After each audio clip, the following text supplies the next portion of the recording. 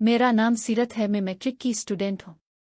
मेरी head mistress ने मुझे कहा कि आज घर पर थोड़ा सा काम है तो मेरे साथ मेरे घर चलूं, क्योंकि हेड मिस्ट्रेस का घर स्कूल से थोड़े ही फासले पर था।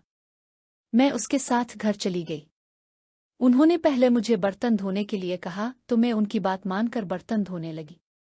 बर्तन धोकर जैसे ही मैं कमरे में आई तो हेड मिस्ट्रेस के खावंद, जिनका नाम सलीम था, वो कमरे में मौजूद थे। मेरे कपड़े गीले थे क्योंकि मैं बर्तन धोकर आई थी, जिसकी वजह से जिस्म के कुछ हिस्से नुमायां हो रहे थे।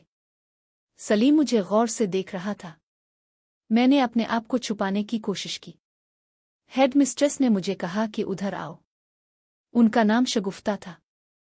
शगुफ्ता टीचर ने जैसे ही मुझे अपने पास बुलाया तो कहा कि यहाँ अंकल के पास बैठ जाओ।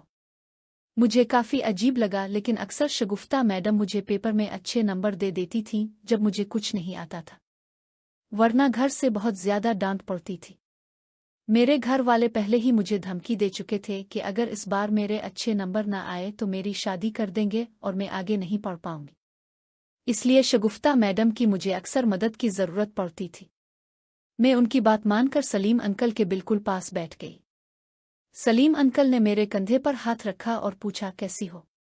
मैंने कहा, मैं बिल्कुल ठीक हूँ। मैं बहुत ज्यादा डर रही थी।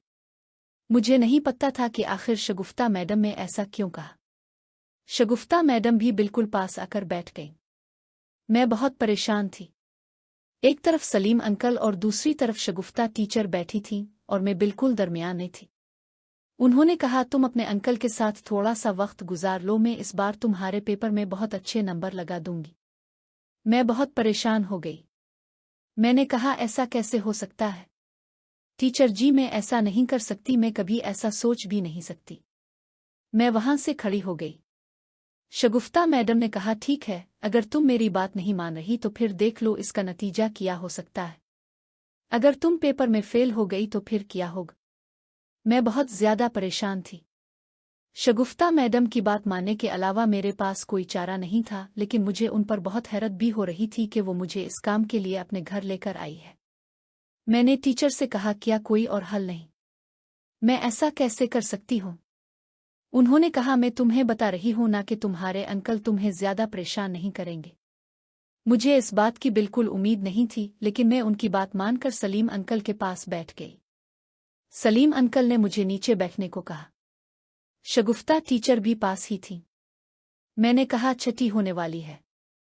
उन्होंने कहा, नहीं, अभी काफी वक्त है, अभी तो 12 बजे हैं, छठी को तकरीबन 1.5 घंटा बाकी है। तुम परेशान ना हो, मैं तुम्हें वक्त पर स्कूल ले जाऊंगी। मैं बहुत ज्यादा परेशान थी और चाहती थी कि किसी तरह ये वक्त जल्दी गुजर जाए, लेकिन टीचर ने मुझे खेलने को कहा। मुझे अजीब लगा, लेकिन टीचर ने कहा, मेरी बात मान लो, फायदे में रहूगी। मैंने कुछ देर बाद उनकी बात मान ली। शुरू में मुझे कुछ समझ नहीं आ रहा था, फिर शगुफ्ता टीचर ने मुझे समझाया तो मुझे अंदाजा हुआ। कुछ देर बाद टीचर ने मुझे एक खास पोजीशन बनाने को कहा। मैंने कहा, यह तो बहुत मुश्किल है, मुझसे नहीं हो पाएगा। उन्होंने कहा, तुम ऐसे ही डर रही हो, मैं तुम्हारे साथ हूं।